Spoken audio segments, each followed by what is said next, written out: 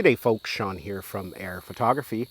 So one of the nice new features of the Mini 4 Pro is the ability to create Waypoint missions. This has been available on the Mavic 3 series, most recently the Air 3, and now for the first time it is available on a mini drone, the Mini 4 Pro, as you can see I got here in front of me. So in this video I'm going to do a demonstration, and I guess you could say a tutorial on how to create waypoints. There's two different methods and both are good for different scenarios. So I'm going to demonstrate both in this little tutorial. So with all that said, let's get the drone up and we will get right at it. So the first way to create a waypoint mission is to put the drone at all the different points. And this is probably the easiest way for a couple different reasons, and I'll kind of show you why here in a second. But let's go ahead, we'll get the drone up. Take off. And we're just going to make a waypoint mission around the coast here. Let's we'll go out a little bit more. We'll go up. So I'm going to close the map just so we have more viewing area. So to initiate waypoints, we click that squiggly line at the very left-hand side. And that's going to bring up the tools that we need to create our waypoint. Now, as mentioned, the first method I'm going to show you here is by flying the drone to all the different points. And then what we're going to do at every point, we're going to set a waypoint. And we can set the waypoints by pressing that little plus button, or we can use the C1 button on the back of the controller, which is probably the easiest way to do it. So actually, I'm going to go out a little bit farther and a little bit more altitude. And we're going to have this spot right here as waypoint number 1. So I'm going to hit the C1 button. And as you can see, it's added waypoint number 1. So now I'm going to fly up the coast a little bit.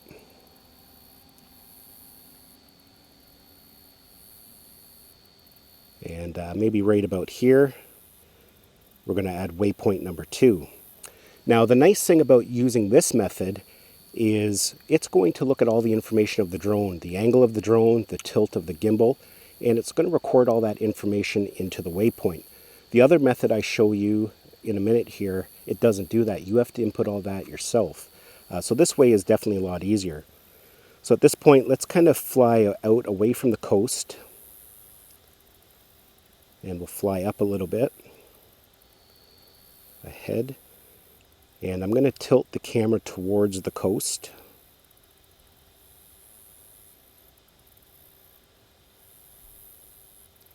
Maybe we'll do it right like that. Now I'm going to add a third waypoint.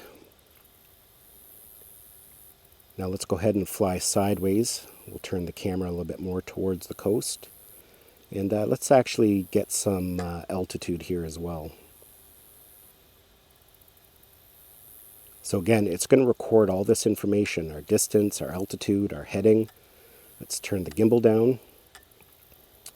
So let's add that, our fourth waypoint.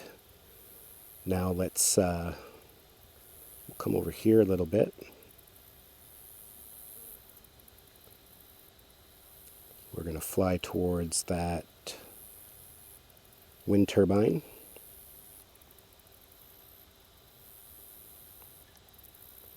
And we'll hit a fifth waypoint. Now, at any given time, we can click on any of these waypoints. So let's go to number 2 here. And you can see we can adjust things even more. We can tell it if we want it to take a photo at that waypoint, start recording, stop recording. We can readjust our altitude. We can set our speed. Right now it's set to global speed, and I'll show you how to adjust that. So let's go out of there. But what I do want to do is start recording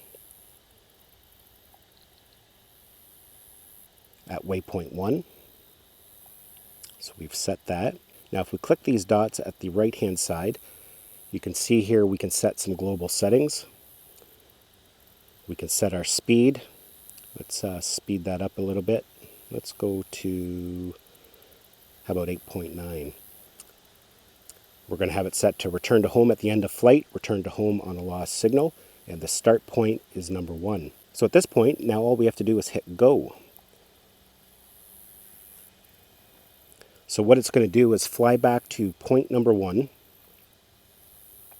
and it's going to show us some information there about the current status.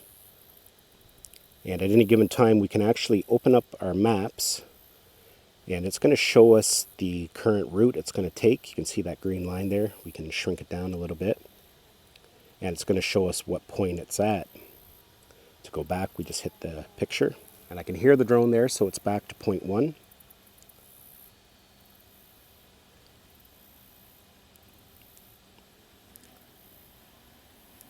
So it's going back down to the start altitude, because remember we raised the altitude halfway through. And then it should spin around, because we had it facing the other direction when we started the waypoint.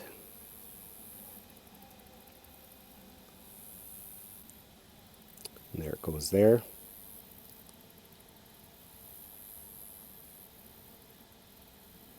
And you can see it automatically started recording because we told it to.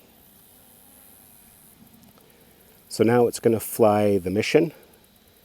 And as mentioned, we can open up the maps and it'll show us where it is currently on the mission. It'll show us how much time there. You can see we're 21 seconds in. It's going to take 1 minute and 19 seconds to complete.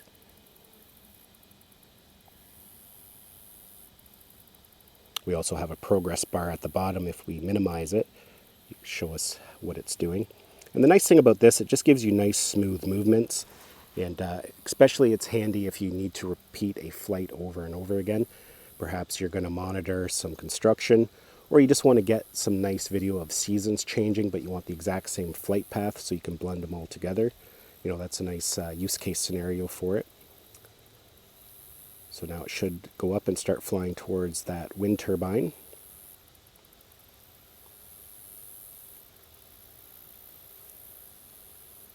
And we're almost at 0.5. You can see we have about 5 seconds left.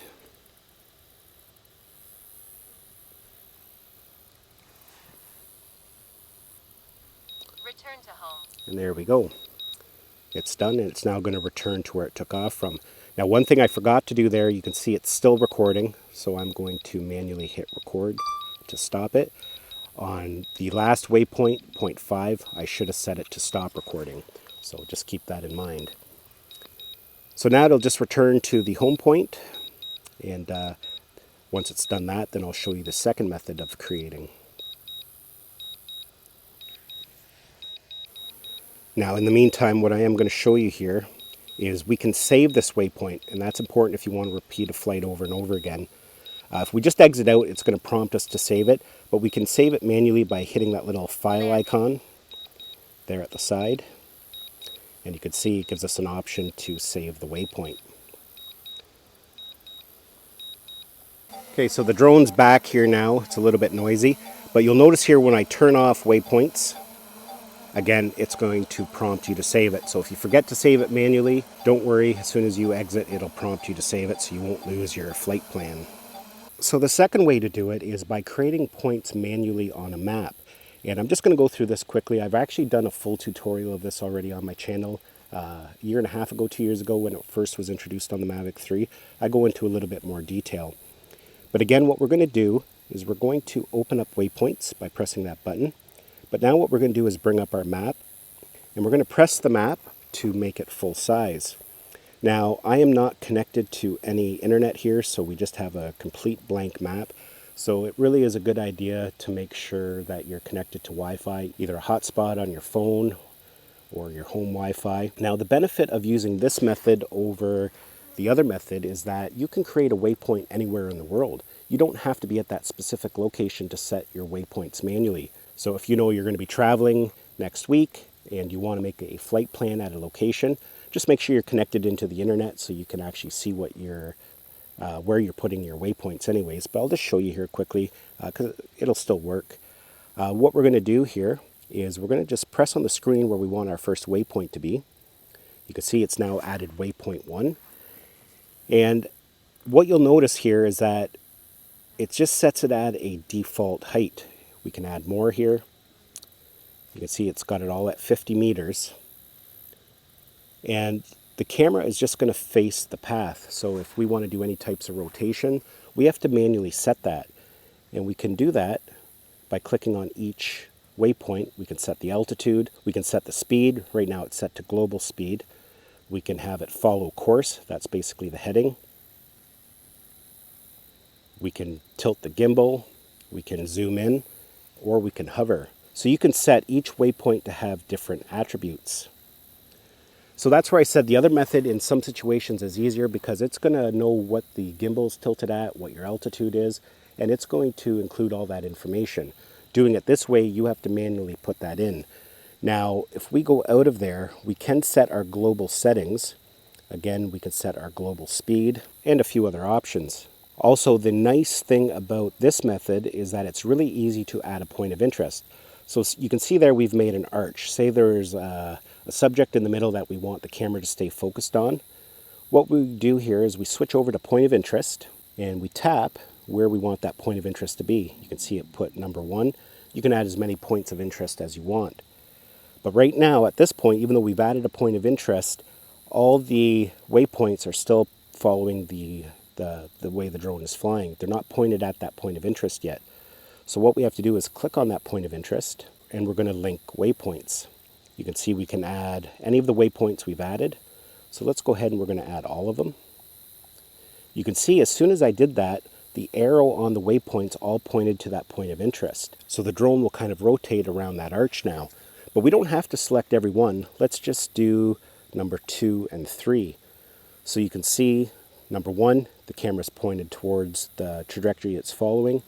As soon as it gets to number 2, it's going to be angled towards the point of interest, and number 3. And then by the time it gets to number 4, it's going to be pointing away again. The tricky thing using this method is that it's really hard to tell if your gimbal is going to be angled correctly. You know, you can set the gimbal pitch at each different waypoint, but you know, without visually seeing it, you don't know if you're going to have it pointed up too high or too low. Generally, you know, it's a nice wide field of view, so you're going to get what you're trying to film, but you know, those are just things to keep in mind.